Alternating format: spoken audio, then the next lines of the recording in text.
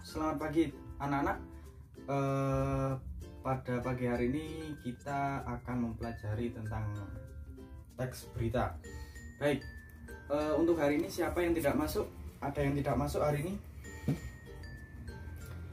Baik, jika tidak ada, kita awali pada pembelajaran kali ini dengan pembacaan doa secara bersama-sama. Berdoa, mulai.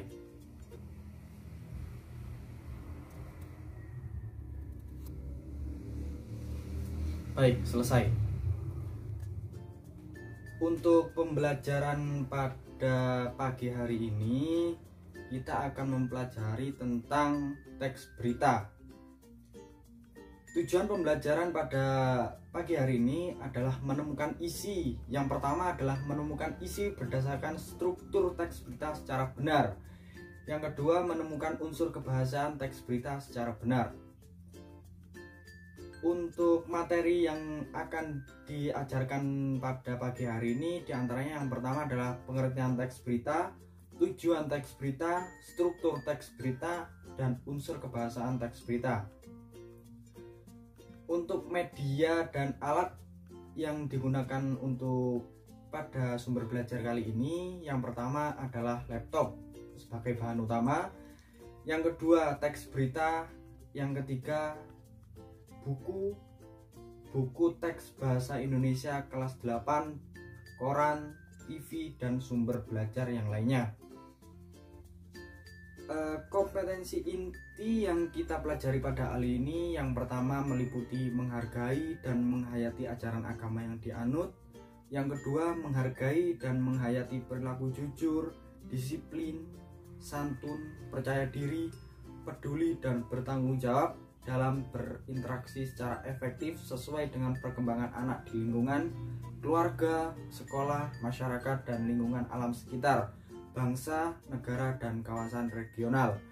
Yang ketiga, meliputi memahami pengetahuan faktual, konseptual, prosedural berdasarkan rasa ingin tahunya tentang ilmu pengetahuan, teknologi, seni, budaya terkait fenomena dan kejadian tampak mata.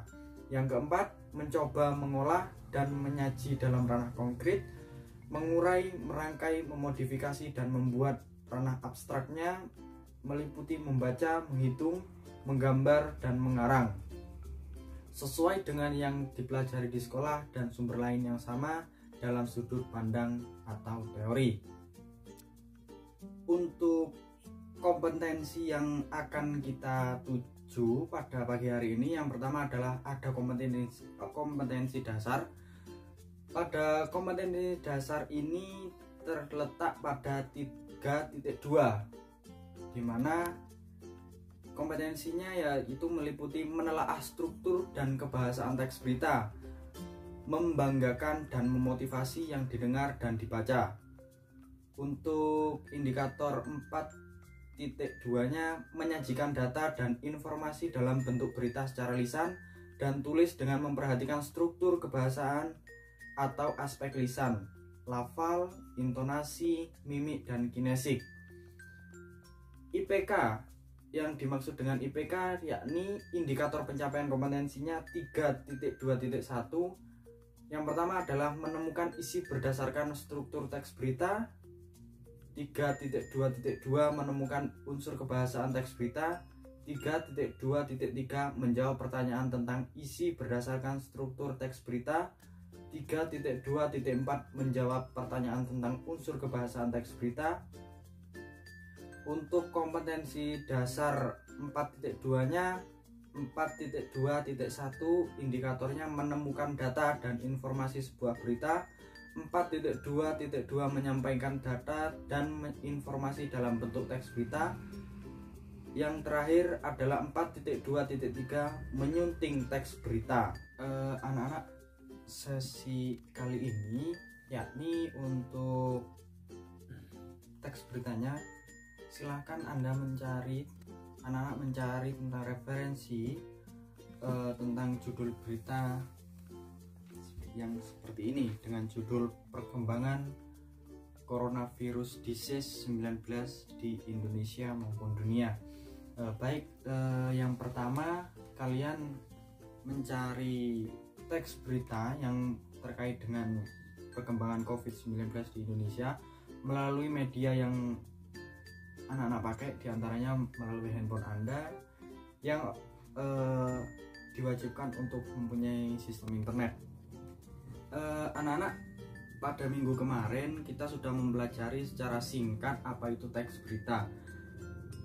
Ada yang masih ingat apa pengertian teks berita secara spesifik, secara singkatnya? Baik, terima kasih. Pada pertemuan kali ini kita akan sedikit memperdalam tentang teks berita, mulai dari kita akan mendemonstrasikannya, atau kita akan sesi ada tanya jawab, dan kita akan melakukan diskusi bersama kelompok jika itu memungkinkan. Baik, pada sesi yang pertama kita akan membahas tentang teks berita. Baik, di sini anak-anak akan melanjutkan yang kemarin tentang menonton video berita. Nantinya kita akan menonton cuplikan video berita ini secara bersama-sama. Nanti kita akan buat secara berkelompok, kita akan berdiskusi tentang teks berita. Baik, sekarang kita akan menonton cuplikan dari salah satu stasiun televisi. Kita lihat secara sama-sama. Dua warga Indonesia yang positif terinfeksi virus corona disebut telah melakukan kontak dengan warga negara Jepang. Dan warga Jepang ini tengah menjalani proses karantina di Malaysia. Berikut ini adalah timeline perjalanan bagaimana warga Jepang dan juga dua warga negara Indonesia positif corona ini kemudian bertemu hingga akhirnya tertular virus corona. Kita akan lihat bersama, ini dia. Ini dikutip dari Malaysia Mail, Direktur Jenderal Kesehatan Kementerian Kesehatan Malaysia, Datuk.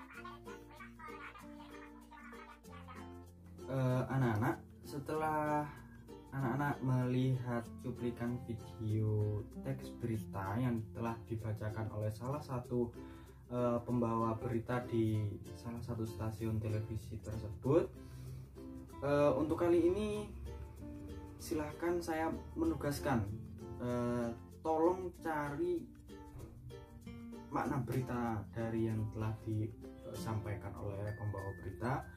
Yang kedua, siswa dianjurkan untuk menemukan isi berita. Yang ketiga, struktur beritanya sudah runtut atau belum, mulai dari jenis, ciri-ciri, dan segala macam yang telah disampaikan pada minggu kemarin. Baik, untuk kali ini silahkan untuk dicermati terlebih dahulu, didiskusikan dengan teman sebangku, tidak apa-apa.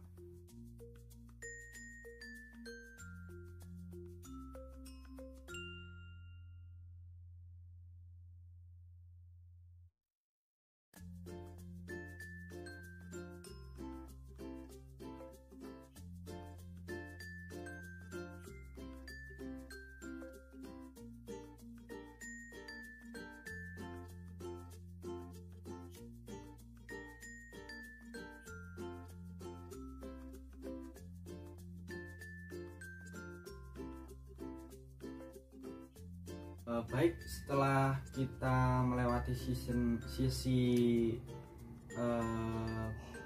menonton cuplikan video, kita setelah berdiskusi, kita sudah menemukan isi teks berita, struktur teks berita, dan menemukan ciri-ciri teks berita. Pada kesempatan kali ini saya akan memberikan pengertian secara gamblang, pengertian secara struktur. Yang pertama adalah teks berita. Jika ditinjau dari teks berita yang berarti adalah teks yang melaporkan kejadian, peristiwa, atau informasi mengenai sesuatu yang telah atau sedang terjadi. Penyampaian berita ini bisa dilakukan secara lisan. Kalau lisan ini sering kita dengarkan di televisi maupun di radio. Teks berita tidak hanya diucapkan atau dilafalkan, yakni teks berita ini kadangkala tertuang di dalam media cetak seperti koran, majalah, dan sumber informasi yang lain. Adapun pengertian teks berita menurut para ahli, menurut yang pertama adalah menurut William Moulsby, teks berita adalah suatu penuturan secara benar dan tidak memihak dari fakta yang mempunyai arti penting dan baru terjadi yang dapat menarik perhatian pembaca surat kabar yang memuat hal tersebut. Jadi menurut William S. Moulsby, yaitu sesuatu yang diungkapkan secara benar dan secara gamblang, secara faktual, yang dalam artinya mempunyai arti sangat penting dan baru terjadi, dan tentunya harus menarik perhatian pembaca atau pendengar yang sedang mendengarkan, didengar atau baik. Yang kedua dari unsur-unsur dalam pembuatan teks berita, yang pertama adalah unsur aktual, di mana unsur ini unsur yang terkini, terbaru, dan terhangat, bahkan yang bisa tergolong masih baru-baru, masih hangat-hangatnya, masih viral-viralnya pada pekan-pekan ini, hari-hari ini. Yang kedua adalah unsur faktual. Dalam unsur faktual adalah kejadian yang benar-benar terjadi, dan maksudnya itu ya benar-benar terjadi, tidak mengada-ngada dalam pembuatan teks berita, atau bisa disebut pada tahun-tahun ini bisa disebut berita hoax. Yang ketiga adalah ada unsur penting. Ada dua hal dalam berita yang dinilai penting. Pertama, tokoh yang terlibat dalam pemberitaan, dan yang keempat, unsur menariknya, menimbulkan rasa ingin tahu, ketertarikan dari masyarakat untuk menyimak isi berita tersebut. Yang terakhir adalah struktur teks berita. Ada orientasi berita, peristiwa, sumber berita. Struktur teks berita di sini mengacu pada orientasi berita yang berisi mengenai pembuka dari suatu peristiwa yang diberitakan. Biasanya terdapat penjelasan singkat mengenai berita tersebut. Yang ketiga, peristiwa berita mengenai jalannya kejadian dari awal sampai akhir yang didasari pada peristiwa yang terjadi dan dijelaskan berdasarkan fakta dari lapangan. Yang ketiga adalah sumber berita, berisi mengenai sumber didapatnya berita tersebut. Biasanya berita yang ditambahkan sumber dituliskan pada media cetak seperti koran, majalah, ataupun yang lainnya. Baik anak-anak, sebelum mengakhiri pertemuan kali ini, alangkah baiknya kita sedikit merefleksi diri kita tentang pembelajaran pada pagi hari ini. Di sini ada yang bisa menyimpulkan tentang teks berita yang kita pelajari pada hari ini, mulai dari struktur, pengertian, ciri-ciri, dan orientasi berita yang tadi saya telah presentasikan.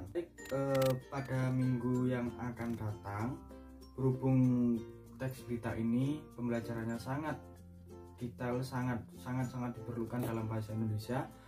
Untuk pertemuan selanjutnya kita akan mencoba mendemonstrasikan secara satu persatu di depan kelas. Jadi nanti di rumah kalian membuat teks berita, nanti dihafalkan, dipahami. Nanti kita akan maju satu-satu ke depan untuk membacakan teks berita tersebut dengan intonasi, pelafalan, serta hal-hal yang menyangkut dengan teks berita. Baik anak-anak, untuk pembelajaran kali ini sekian dulu. Tidak lupa kita panjatkan puji syukur kehadirat Allah Subhanahu wa Ta'ala atas pembelajaran kali ini telah dilaksanakan dengan lancar. Baik, sebelum menutup pembelajaran pada kali ini, saya pimpin berdoa terlebih dahulu. Berdoa menurut keyakinan masing-masing.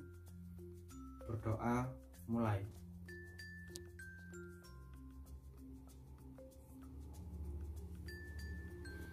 Berdoa selesai.